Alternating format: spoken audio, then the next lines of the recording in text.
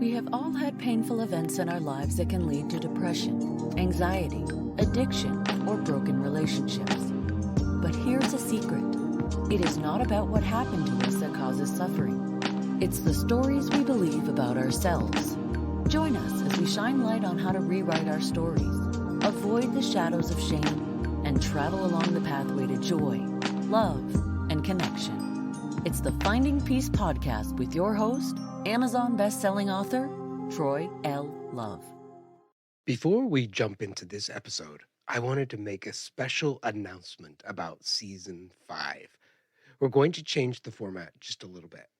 We still are going to have guests, and we still are going to tell stories, but for Season 5, I am going to walk some courageous souls through the Finding Peace worksheet, a copy of which you can find in the Finding Peace workbook, which is available on Amazon. If you would like to be one of those courageous souls, then I just need you to go to findingpeaceconsulting.com/podcast.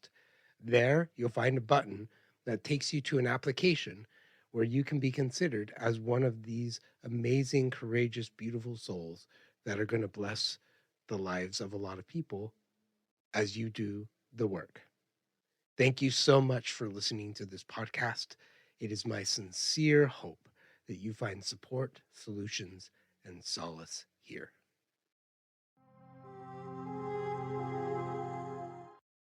Sirena Andrea is one of my favorite people. I met her a couple of months ago at a breathwork training, and the energy she had was remarkable. Sirena has developed an embodied and soulful approach to feminine storytelling, guiding women to claim their wisdom, their voice, and their aliveness. Her fascination with the she-rose journey has led her to explore and perform myths, fairy tales, and legends of diverse cultures.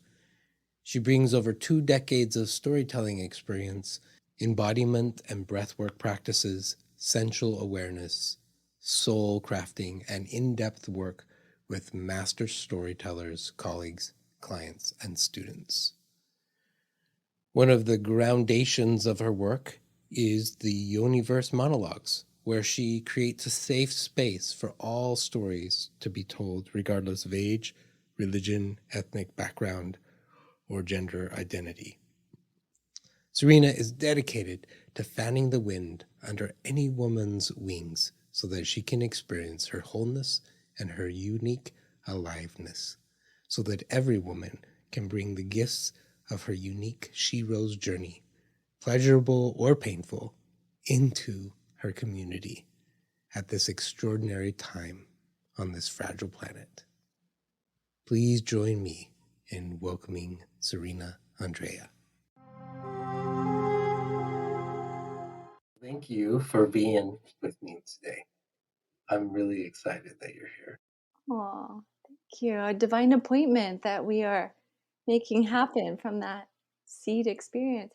Part of what the show is all about is telling stories, and you are a storyteller. So I was wondering if you could tell us how you got started in becoming a storyteller and where that's led you and what you do with your gift.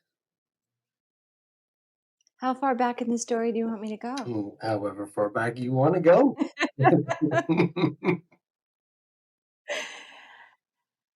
Storytelling really began with my family because both of my parents are from Germany. Mm, And so the very first stories I remember hearing were how my grandparents emigrated to the United States. And living in a small town in Northern California, like Europe was like a magical wonderland. And that my grandfather had come over on Ellis Island with a cold, and that he was stuck on the island, unable to speak English, not with his parents. He came when he was 15. wow. And his brother wasn't supposed to meet him till after he got off the boat in Chicago. To hear stories like how he navigated that with his soccer ball in tow, right? Those were the stories I grew up with. I didn't really get to, I don't know if I didn't get to, or I don't remember any like stories that my parents told from storybooks. I'm sure they read them, but it was my family's traveling adventure stories that got inside of me as a kid. And the fact that my dad was the most amazing joke teller. He he could sit and tell a joke, like string it out, like milk it for everything is for like 5 minutes before he got to the punchline. And even though everybody kind of knew where it was going, right? It was the way his eyes sparkled and the way he'd use his hands. He would just capture the entire table with his charisma. And I just grew up watching that, and I wanted to be like that because I was really shy.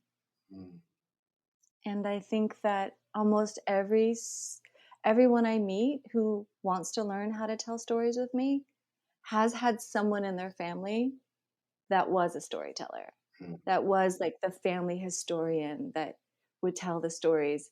And they're either gone now, right?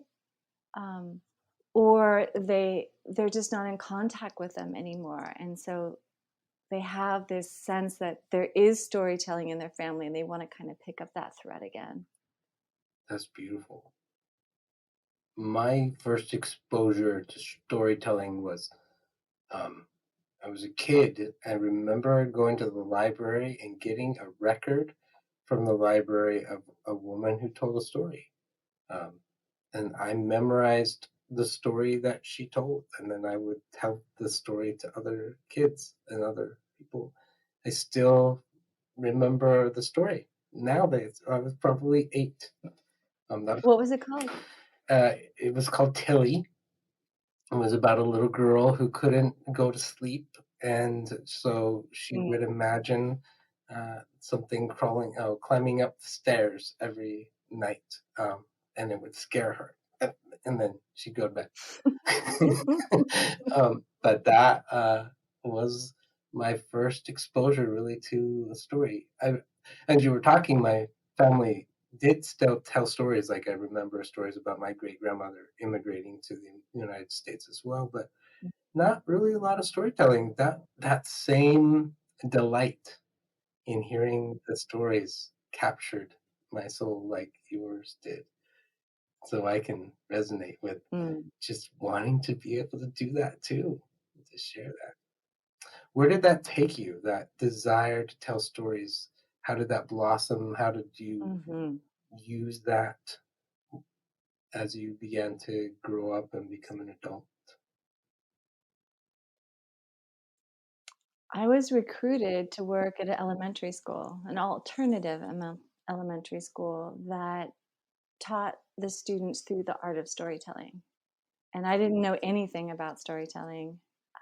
So those students were my first teachers who taught me, who were my audience in practicing. And the way it worked was similar to what you just described about your experience. I would find a story that would teach them some piece of the curriculum. And at that time, I was taking them on hikes outside. So I'd find stories about trees, about the ecosystem, about photosynthesis, lots of Native American stories about critters and the way nature worked.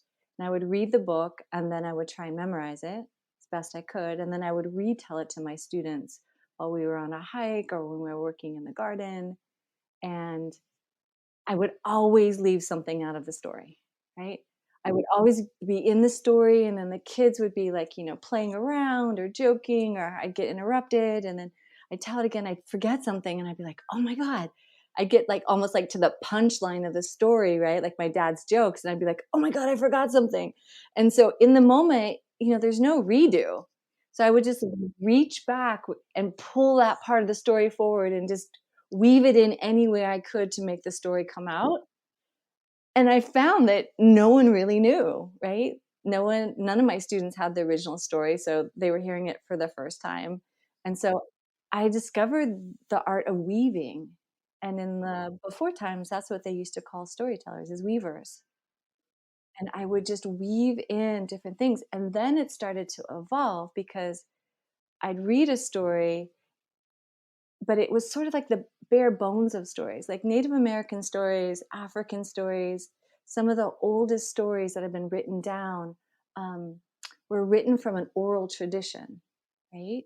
So whoever wrote these stories or chronicled these stories oftentimes were gathering fragments of different stories that they had heard and putting them together. So they're missing a lot of like the meat on the bones of them.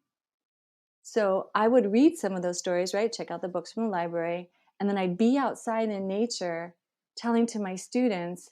And as I would be talking about the trees of the story and I'd be looking at trees, I'd gather some of the details of the green, of the leaves, of the sun dappling through, right? And I just gather some of the elements and I'd pull them and weave them into the story. And they would just become way more alive. And of course, my students would be enchanted with the like, is the story happening right? They wouldn't say it, right? But is it happening now or is it before? And I noticed I could weave them into a kind of enchantment where they would stop fidgeting, they would stop poking at each other, they would pay attention. And as a teacher, that's just like gold, Right. right? Have them in the palm of my hand. Um, so that's how I started. And I was with that school for over 6 years, taking kids on backpack trips and summer programs. And so I was just practicing and practicing all the time. You bring up a really interesting part of storytelling. One of my mentors who taught me how to tell stories said, you can share facts or you can tell a story that includes those facts. And it's so much more interesting. Keeps the person's attention when you tell a story around the facts versus just some bullet points about some facts that put everybody to sleep.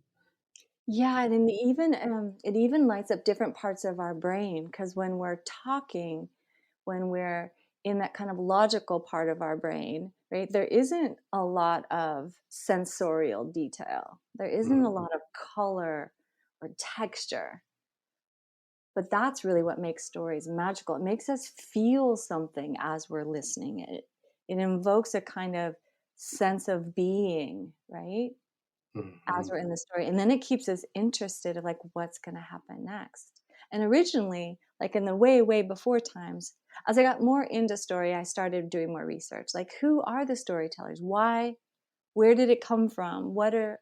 What's the history of it? And in the before times, storytellers were in charge of remembering things. mm, So oftentimes when they told stories, for example, like where to go for the buffalo, right? Or how to bring the berries back. These stories that were embedded with indigenous wisdom on how to be in balance with the natural world. That was like the focus of their stories. That's why they tell them over and over to teach the children, right? And so in order for the children to listen, to want to know, they made them come alive with all of these sensorial details, smells and touches and tastes, and to wake up basically, right? This intelligent brain that mm. can reimagine anything it wants to. And so that was the job or the role of the storyteller, in addition to also being the shamans and the shamanesses of the villages. And they knew that if a village was sick or a person in the village was sick, that it was likely that they were disconnected from their Mm, body or the body of the earth. So they would tell stories to invoke memory, sensation, feeling, so that their soul would come back alive. mm, And in order to do that, right, it's not a linear brain thinking, it's a full body enchantment, mm. induction into like a world that's living parallel with ours. I I love how you say that they would tune into people who were sick when they were disconnected, and that's one of the main principles of what we talk about on the podcast a lot is being connected, and when those connections break, the wounds that happen, the attachment wounds, as I call them, that lead people to feel depressed, feel physical ailments of all kinds of different things when they're disconnected. And when we can get that alignment, it brings it back. And there's so many different ways to do that. I love that story is one of the ways to do that. Mm. How do you use story to help people connect? Well, what happened was I was telling all of these myths and fairy tales and legends, and then I started being invited to birthday parties as the entertainment.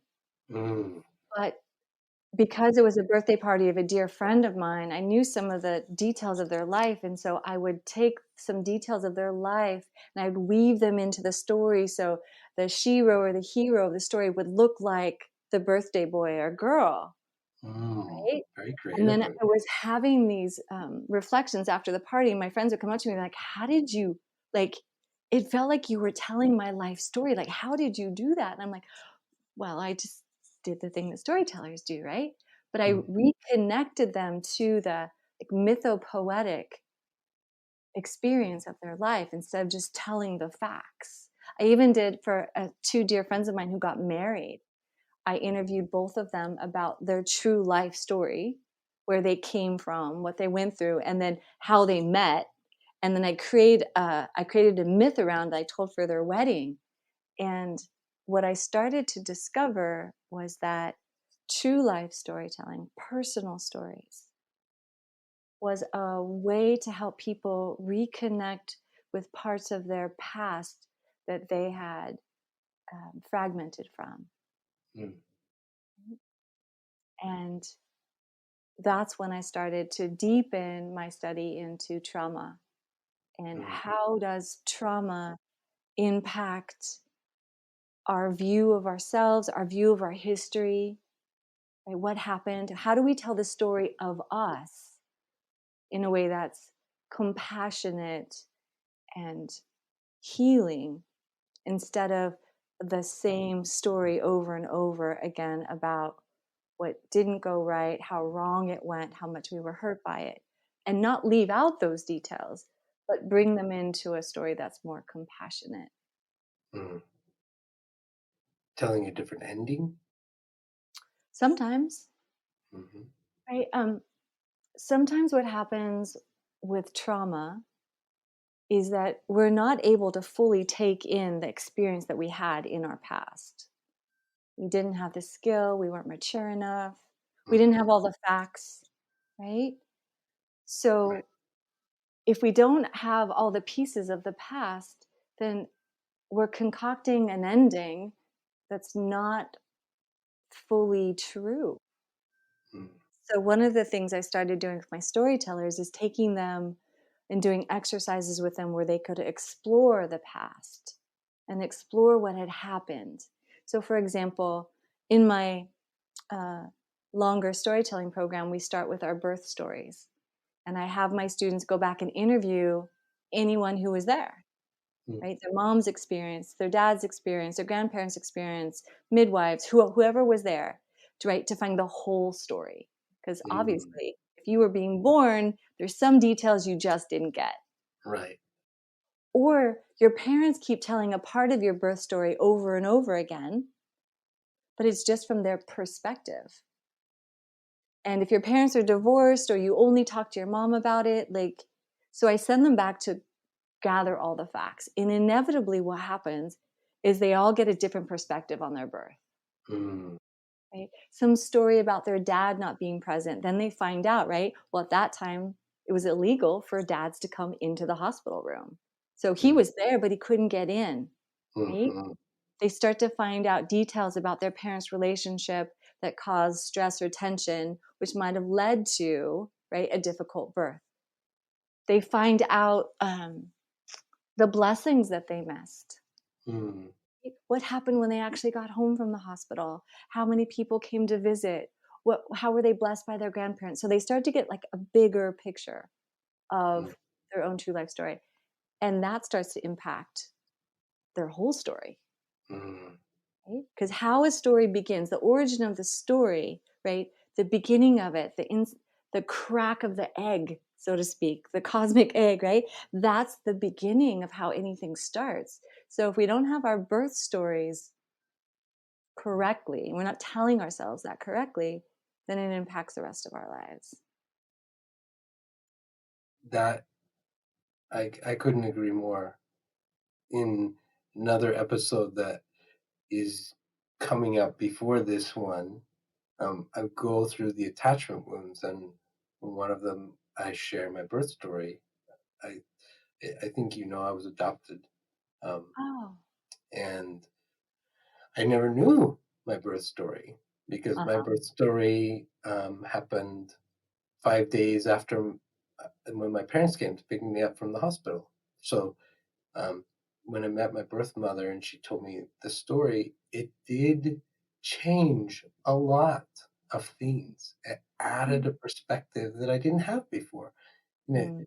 added depth, and it made me appreciate her love and her what she went through, and gave me empathy in a way that I didn't have before. So as you're sharing that, yeah, getting more information, getting a bigger story, I can see why that would be so powerful for somebody to explore Mm. that. Mm. Thank you. Oh, that's so good that you got to meet her. Yeah, it's been a beautiful experience. Mm. Mm. So you worked in an elementary school, and then you kept learning about storytelling. And when did you get the courage to say, "I'm going to teach some people how to tell stories"? And Oh, yeah. Yeah. Well, I was working in elementary school, and then I had been doing that for about 15 years, and mm. I was getting tired. I was getting tired. I My knees were giving out. I love children, but I was getting sick all the time Mm, from their colds and all the things. And I was like, do I really want to do this when I'm 60? mm. How can I how can I do something different? And then I got invited to tell in a arts festival in my hometown in Santa Cruz at the time, to tell a story. And there were all these artists flooding in from all over the country into this little town. So there was musicians and magicians and storytellers and songwriters and all kinds of things. And I went to everyone I could, just like gobbling up, right, what was happening creatively in the world. And I was astonished that there were two shows that were sold out every night, when all of the rest of the shows just had like a handful of people in it. I was like, what is it about those two performances? And one performance was a burlesque of young girls who stripped down just to like nipple tassels and little shorty shorts.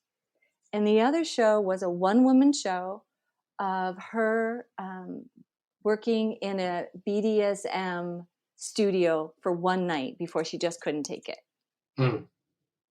And in those audiences were everyone, like gray-haired men all the way down to young people. Everybody was so curious. And I sat back and I was just like, what is it about those two shows that's attracting everyone's attention, making them so fascinating? Mm. What could I create that would have some of that juice to it? And so obviously one of them was sex or sensuality, right? Of Mhm. the feminine, that people were so curious about. And then there was this storytelling piece of the one woman show. And I was like, what could I do that wouldn't sell women out as sexual objects, but actually lift them up? Mm. And then, of course, I remembered the vagina monologues. And I was Mm. like, didn't Eve Ensler do something like that? So I went back and I watched all of what she had done, and it was my idea. I was just like, oh my God, it was almost exactly what I was thinking. And so I had to reinvent. Mm. So instead of me gathering all kinds of women's true life stories, I was like, what if I took regular everyday women in my community and I supported them to tell their true life story so they could have a transformation, Mm. telling their own story owning their experience. And I had a hunch there'd be some healing involved, but I didn't know how. So I literally put out the notice to my local women's circle, and I had 14 women just be like, I want to tell my story. Hmm. I was like, oh my God, really? Like it happened like that. So we did it in 3 months. We practiced our stories amongst ourselves. We put on a show, and it sold out. Everybody wanted to know what was inside of a woman, and I coached them into, right, this kind of investigation of looking back into their past with a new perspective. What if the thing that happened to them in the past um, was both a blessing and a blessing in disguise? What if, by telling a story just focused on their own experience, not shaming or blaming anyone in their story, what would transform? And that was the task that I set to all of them, because I wasn't creating a stage for women to vent on their ex-husband, or to um, just pour out all their pain and suffering of their childhood. It had to be from a place of owning their experience to the best that they could. And they did it. We did it. That's one of the powerful things of story, is when you can create that arc. And you'll know what that means. Some people don't know what that means, but that there's a transition. There's something that changes in the person from the beginning of the story to the end. And that is part of what I think we are most fascinated in, of what is it that changed in you, and you helped them tell their story and tell their truth and explore in ways that wasn't just in the negative energy, but there was a shift, there was an arc, is what I'm hearing. Yeah, every good story. I mean, if you just think about the stories that we all are fascinated with, Mhm. and Star Wars completely was the trilogy that captured the whole world. Right. Harry Potter, right? Mhm. Oh my God, everybody wants to be on those story adventures. And in those stories, you have a reluctant hero in those stories, right? Mhm. And in all of us, we have a reluctant hero or shero, right? Mhm. We have self-doubt. We don't know if we can, you know, have the children, have the marriage, have the job, get over cancer, birth our babies, help our father die. Like all the things that we're faced with, where we're like life is pulling out, trying to pull out the best in us to get through a true life experience. We all suffer from some kind of like, I don't know if I can do it. And a Mhm. good story takes us on the adventure of how that one found the courage, found the strength, Mhm. found the tenacity, got beat down, dusted themselves off, got back up again. Right? That's what, because when we hear stories like that, when we identify with a character in a story as going through something that we go through in our life, then we're like, oh, well, if you can do it, Mhm. I can do Right. it too, right? Like I've got a Darth Vader in my life. I want to be a Jedi, right? Right? Exactly. And so when you tell a story from that kind of perspective, and then you bring in all the emotional quality to it, because being a human is complex. There's no Mhm. manual. We're all designed so differently. And so there isn't just one route for all of us. And I think that's one of the things that plagues a lot of psyches, is like there's just one way to get through life, and my life is supposed to look a certain way, and I want to go from A to B, and I want to land in C, right? Beginning, middle, and end, one and done. Woohoo! Which is why what you were talking about is story arc, right? When stories do have a beginning, a middle, and an end, and things feel like wrapped up, or something feels like it transformed or changed or moved forward, our body relaxes. We're like, because our nervous system actually also needs to calm down. There's lots of Mhm. studies that talk about listening to stories um, invokes oxytocin, adrenaline. Like our brains are so powerful at imagining. When you were Right. talking about the story of your mom and how you met your birth mom, like I was in there trying to imagine you and your face younger, meeting your mom, and right, because I was just all, that's how we do it. That's why Mhm.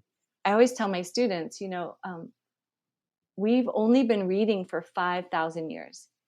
It's something that we had to be taught, but we've been telling stories for over 15,000 years.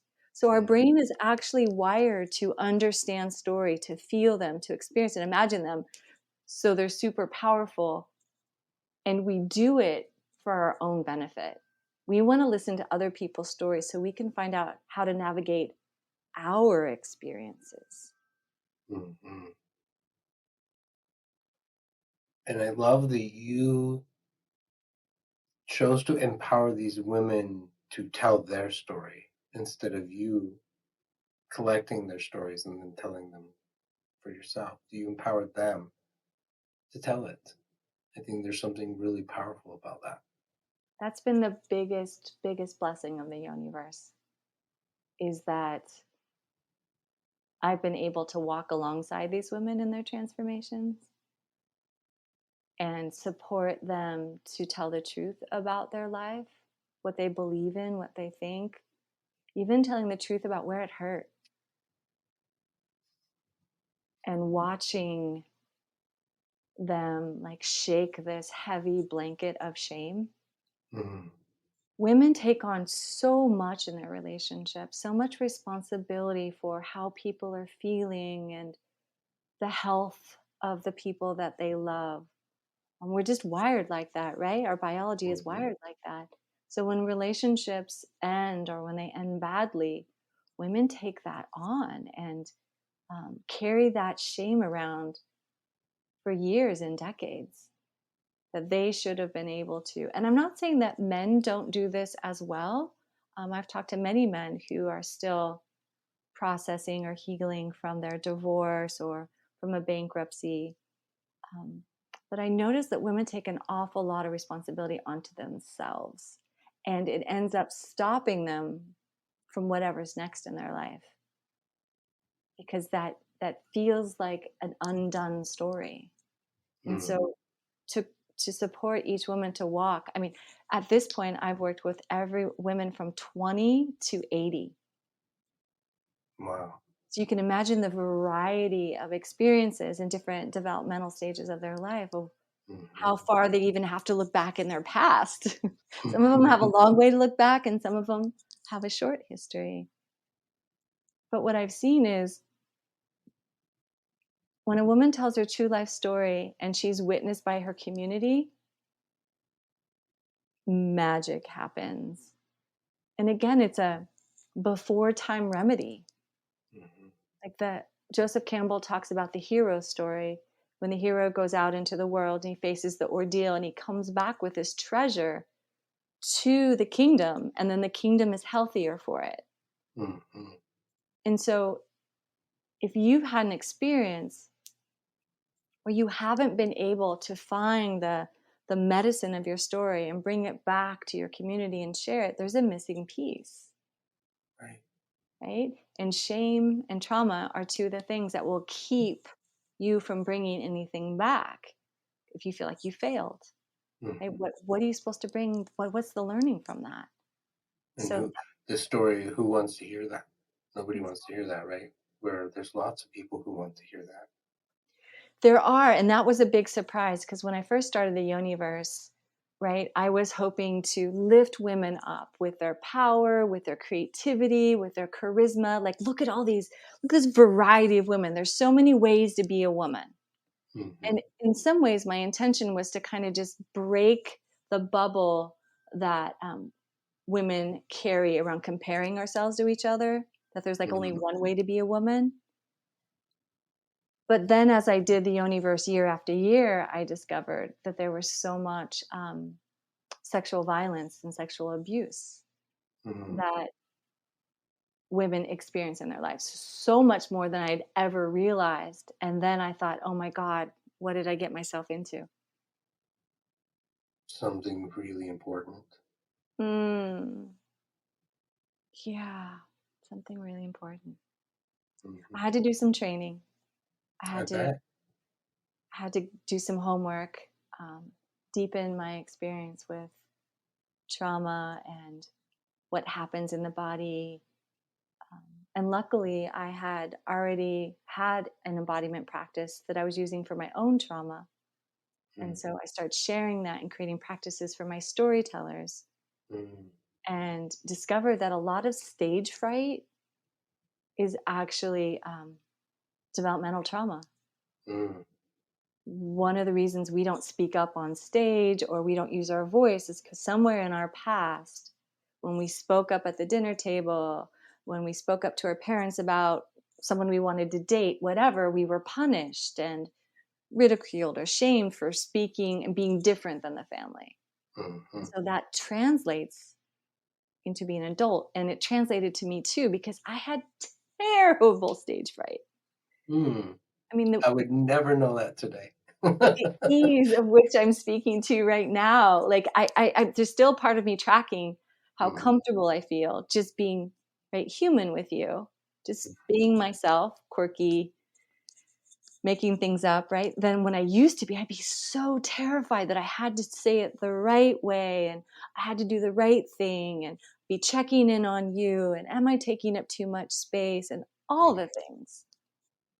And a lot of that gets healed when we're in a safe enough container to speak the truth about our own experience. mhm. Right? And you used a word that's really important. You used the word witness, where people witness that. Yeah. They hold space for that. They see it, they hear it without judgment. Yeah. Um, and I was watching some of the videos that you posted, and some of them, including you, share some very personal experiences around sex, which I'm sure makes some people really uncomfortable. And yet, I say the courage to be able to be free enough to have a voice and talk about a very important part of life that happens that we've been told you used objectify earlier. We objectify and we sensationalize, but we're not real about it. And to be able Mm, to just have the realness, the heart around that, to see the humanity in it was beautiful and courageous, and mm, giving somebody space to speak their truth and have other people hold space. I can't think of anything more important for humans in their healing than that. Thank you. And thank you for being a witness to those stories. Mhm, I so appreciate you as a human and as a man and watching. You know, when we did these stories live before COVID, half of our audience were men. And mm, it was, again, another level of healing, right? That mm, that men would come up to us after the show and they would barely be able to speak. They'd just be like, mm, thank you. I had one man come up to me. Him and his wife had been married like 50 years.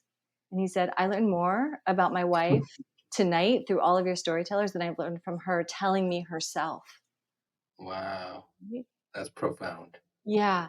And the real challenge for me at the time, not only did I have stage fright, but I was brought up Catholic. Mm, So when I first conceived of this idea, I never planned to tell my own story. mm, No, that wasn't my idea was I was going to be behind the scenes and I was mm. going to support all the women to do it. But that is not what happened. Nope. No, I'm such an experiential learner, and I was like, "Oh my god, I can't ask all these women to be so courageous and go beyond what their family thinks and feels about them and go beyond what their friends and family think about them and disclose things about their internal private life. Call something the YoniVerse, for God's sake, without actually doing it myself and knowing, right?" Right. So I had to do all that. And yeah, the sexuality piece um, does make people uncomfortable. But what I notice is that the storytellers themselves are crafting stories with so much grace Mhm. that they're telling the parts of their stories that are the most important, and they're not interested, right, in sensationalizing and selling themselves out. Mm-mm. So it comes across differently. Like, even when I told my story about going to the gynecologist, like, I was like, I don't know if I can tell this story, because I mean, talk about personal, um, but it was such an important story. And I remember being in a group of storytellers, and I was practicing telling my story with my students, and I was having all the feels. Like, my stomach was in a knot. I was feeling fidgety. All the voices were like, "This is a stupid story to tell. It's like, what do you? It's not worth telling." Like, all the things were happening. So I told the story, and like, one woman cried. Another woman got up to her feet and gave me a standing ovation. Another woman was taking notes. She's like, "What was your doctor's name? I want to go see them." I felt the impact, right? And I was like, okay, so if I can impact 3 women, right, I can impact more. I have to tell, right? And I believe, um, I don't like to get political. It hasn't been my background, but I realize I have been a social activist my whole life. Mhm. Working with kids, we used to plant redwood trees. We used to go clean up the beach. There's always been some part of my career where I've wanted to give back.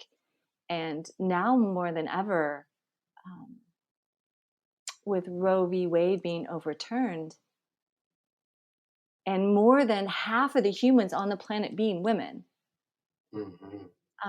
I feel more committed than ever to support women to speak up. Because when a woman speaks up for herself in her own life, her family changes.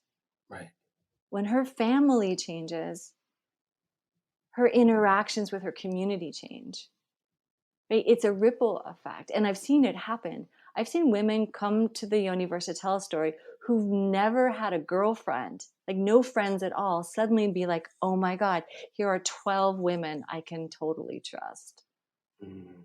I've seen a woman who had writer's block write a whole musical album in the Yoniverse, and then go on to have this stunning vocal career where she's now, her voice is free. Wow. Yeah, because right, they're able to get that witnessing in a safe place, and it feels like their medicine is wanted. Mhm. That's one of the story. That's one of the lessons that I hope people can hear as they're listening to you. There's a there's a shame-based message that says that I don't have a story to tell, or nobody really wants to hear my story. Nobody would be interested, and that's not true. Mm, You have a story, and there are people on the planet that need to hear your story exactly, because yeah, exactly. because it's um, there's something about your experience that's going to bless their life. They need to hear your Mm, they are blessings. You're story. absolutely right. There's no way to crush a spirit quicker than saying you don't matter. Right? Mm-hmm. What happened to you doesn't matter. It's one of my big complaints with modern day psychology, when they're like, don't, it's no story, it's not about the story. Well, it's not about the story, but it's not without the story either. This is how Right. humans make sense of their lives.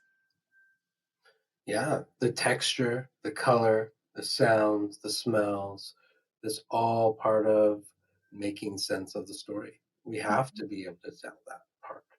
Yep. And we don't tell stories about things that we don't love. No? What Mm. we've loved and lost is the main theme of almost every story. Yeah. So if we stop telling stories about things, like, for example, a lot of women tell stories about relationships ending, divorces, betrayals, right? They're not telling them because they want to relive the horror of it. They're telling it because they love that other human being so much. And if Mm-hmm. they don't keep telling that story, then they cease to exist in their psyche and in their world. Right? That's why children are like, tell me that story again. Tell me that story again. Because they love it. Right. Right? There's love there. Yeah. Wow. This has been so, so beautiful. And Mm. um, I met you when I went to the breathwork training, and the energy that you had there, I needed that. I was scared to death. I'd Mm. I'd done one experience with breathwork before, and I didn't know anybody, and you were so welcoming, and Mm. you um, tuned into me, and I'm you've blessed my life, and so I'm Mm. just grateful that you were willing to hang out with me for a little while today. Yes, you are so easy to love, Joy, then and now. Oh, thank you. I can't imagine how much courage that must have taken because that training was so intimate, right? Mhm. On so many levels, so intimate. And to be that intimate with that many strangers, yeah. I'm very grateful, and there's some people that I still am connected with because of that. Oh, So I'm so blessed, that's fabulous. and you were very much a part of that. Mm. One experience that we had is we're tuning into our emotions. We're doing body stuff, moving around, and I'm like over there in the corner, and you're like, what's going on? And uh, and you helped me explore a little bit a part of myself that I haven't let open up Hmm. hardly at all. And I'm very grateful for that. You just asking some gentle questions. And I would imagine that's how you do it with when you're coaching storytellers. You ask gentle questions and let them sit with it until it comes up. And there's stories under all of that. So I just want to tell Mm. you thank you. Mm. Mm. Welcome. Welcome. One of Oh. the things that we do at the end is I ask a series of questions for the listener, or for our podcast listeners. But I ask you 10 questions. I don't know why I call them the speed round questions because they're not intended to be answered in a speedy way. So I should probably come up with a better term for them. But you ready for me to ask you them? All right. What is one thing about you that surprises people? That I'm shy. Hmm. That would surprise me. But I can totally relate to that. People don't believe that about me either. I'm like, I am very shy.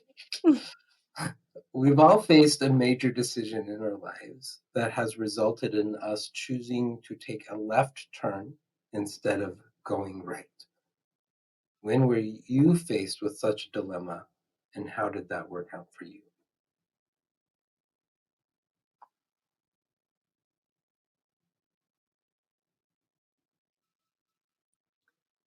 I think my choice to become an artist was an important crossroads for me. Come from a family of blue collar workers who at the time stayed with the company until they retired. Mm, And so to break the starving artist archetype was a big deal. Not just to become an artist, but actually to devote myself to doing it full out. And I find myself at that crossroads again and again in my career. Like, am I going to keep doing this? Am I going to keep um, devoting myself to carving my own path? Because it takes a certain kind of strength and tenacity. And mhm, actually, being on this call with you, talking about like the far past and how it came, is giving me strength again. Of like, wow, I've been doing this for a long time for the good of my community. mm. I'm sure you have blessed thousands of people's lives, Mm. and the ripple effect has blessed hundreds of thousands. So, Oh, I love that image. mm. What book are you reading right now? Um, well, I'm in the middle of 3 audiobooks. Me too. That's how I read books nowadays because I don't have time to read. What are you listening to? um, One of the books I'm listening to is called The Shaman. Mm, And it's so interesting because this gentleman's experience, and practices are a combination like of imagination and dance. And I'm a huge dancer. And now that COVID is letting us be out more, I'm dancing more. And so his book is really having an impact on me. It's beautiful. Is it like an autobiography or? Yeah, it's called The Shaman. His last name is Yakov. I want to say Love, but that's your last name. I can find it for you. Maybe he has it too. No, I can. That's awesome. When have you felt the most alive? On the dance floor. Hmm. Because I'm a full like sensorial creature. So like having a soundtrack that's matching my emotions, I'm able to make movements in freedom and then connecting with other humans. Like that's just about as good as it gets. Hmm. Yeah. I've watched you do that.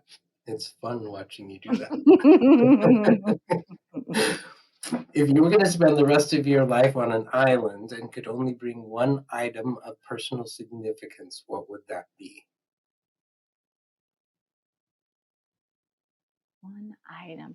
Can I hold it in my hand? Can it be bigger than me? Yes. It could be anything. It could be Anything. large.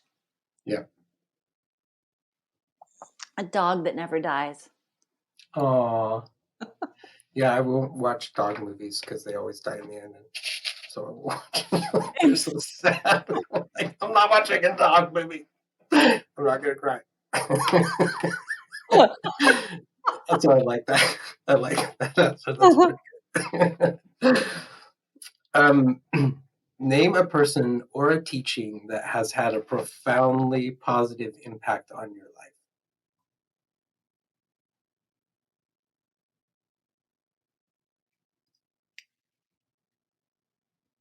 You know, I think it's Thich Nhat Hanh's teachings on anger that really impacted me.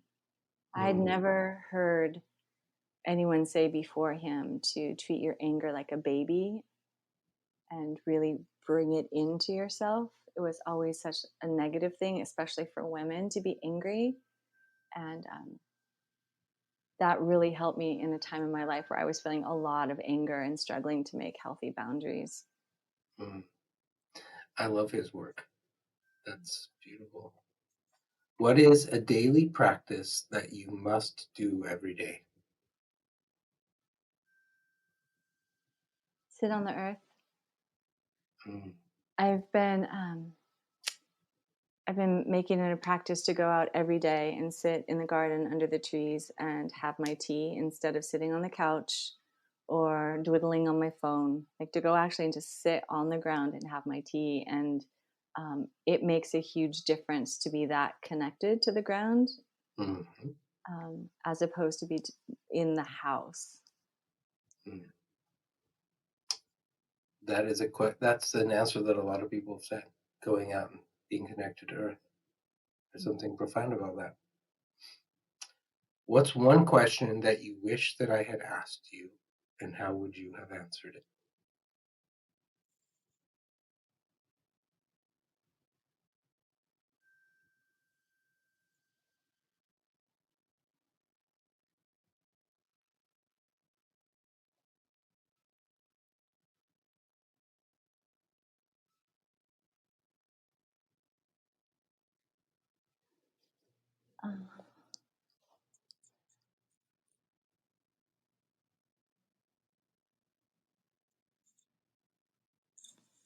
Wow. Maybe a question about like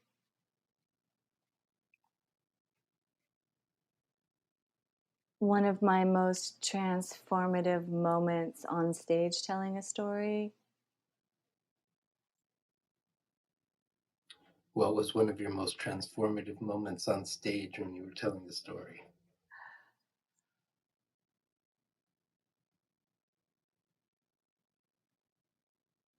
It's so fun because it's like the highlights of my life, right? Some of them have been on stage. But I can tell you about my most recent one because it was pretty powerful. I was having dreams about a rainbow bird, and I was planning on going to Mexico, and I didn't know that the feathered serpent myth is from the part of Mexico I was going to. Mm. I just knew I was going to Mexico, but I didn't know they were related. And so when I got to Mexico, I started having visions, and then I started doing research while I was there and talking to people and getting as many details as I could about what is the feathered serpent. And we even went, a local man took us to the place where the myth was actually supposedly it came from. But like a lot of the indigenous cultures, they've been fragmented and colonized. So I picked up whatever I could, and then I did some research online. So I was weaving it back together, and then I got an opportunity to go tell a story on summer solstice. And so I'm like, I guess this is the story I'll tell because it's hot and it's on top. And so I wove it together from facts I found on the internet, right? Places I'd been in Mexico, and also these visions that I was having. But what I didn't know is that when I climbed on stage, there were going to be 2 indigenous women from Mexico in the audience. Mm. And as soon as I saw them, because they had their costume on, I was like, oh my God, Mm. I don't know if I have this right. Mm. What if this is like so far from what they know in their mythology, and I'm going to be insulting them, right? Mm. And how do I deal with that happening and still stay in my center and tell the story? Because there was like 200 people there. So I did tell the story. I did capture everyone. It was incredible. I felt alive in this story. I felt like the little ones were leaning in, people in the back were crying, like it was all happening. And then after, I went and found them. Mm. And I just had one question, right? Did I get it right? Did I leave anything out? Please tell me.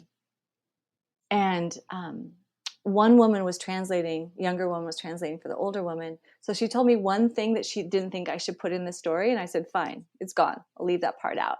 And it wasn't because I got it wrong. There was just way more history to the particular detail about the way they make sacrifices to their gods that I couldn't know all the details. She's like, yeah, don't do that.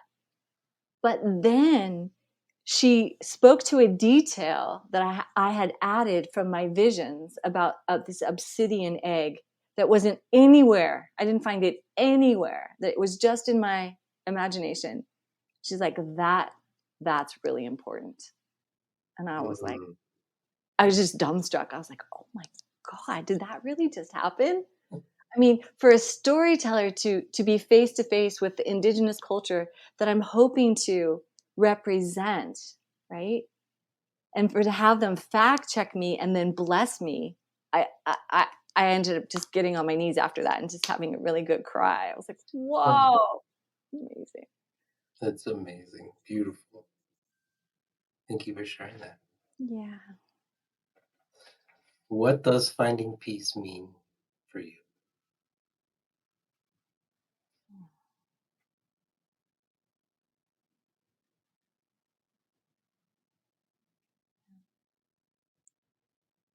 Finding peace to me means being able to come to peace with the past, for what I chose and what I didn't choose, where I didn't know what I didn't know, Mm. for wanting to make something different than it was, like all the ways I've been relating to my relationships, my blessings, my opportunities, to find peace with the past so that I can do and be and feel what is here for me now. I get to live longer than all of my ancestors. Mm. I have more comfort and ability to do so many things that my ancestors did. It's amazing. And to be at peace with my past feels like I'm able to step into my present moment more fully and not miss out on this now. Well said. I agree. Last question. Where can people find you? Um, people can find me at YoniVerseMonologues.com. That's my website. And there's a free gift up there for anybody who wants to practice what I call yoni pulses, which is an embodiment practice that combines breath work. And it's both a calming practice and a vitality practice in one. And I'm creating that over there for anybody who wants to go a little bit deeper. Oh, and of course, you can watch the stories through the website, but you can also go to YouTube and watch the past storytellers who have given me permission to share their stories with a greater audience. And those are all really worth watching. And we definitely are going to put the links to those in the show notes. So if you would like to learn more about the YoniVerse or Sirena and her beautiful work, then please check that out. Sirena, I'm very grateful for you. I'm grateful for your light,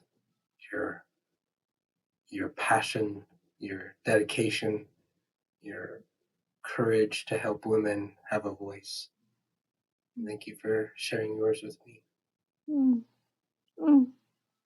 I feel so lovingly witnessed and cared for in this podcast, this experience. Thank you for being such a generous host and creating a message that is also rippling out in your world, in your community. So many people are looking for a grounded state of place of peace and tranquility in their lives. And this is a place to come for that. So I'm honored to be a part of it. Thank you. Well, we'll do our work together. Have a beautiful rest of your day. And everyone, remember that you are worthy of love and belonging and that you're enough. You've been listening to the Finding Peace podcast. If you love the show or want to ask a question, let us know by going to findingpeaceconsulting.com. There, you can also learn about the Finding Peace 5-Day Challenge. Remember to subscribe to this podcast so you won't miss the next episode. And if you are listening on iTunes, please give us a 5-star rating. It really does help other people find this podcast more easily. Thank you for spending part of your journey with us. And a special thanks to Johnny Porter for producing the show, and A.G. Flux for the new background music. Copyright Finding Peace Consulting.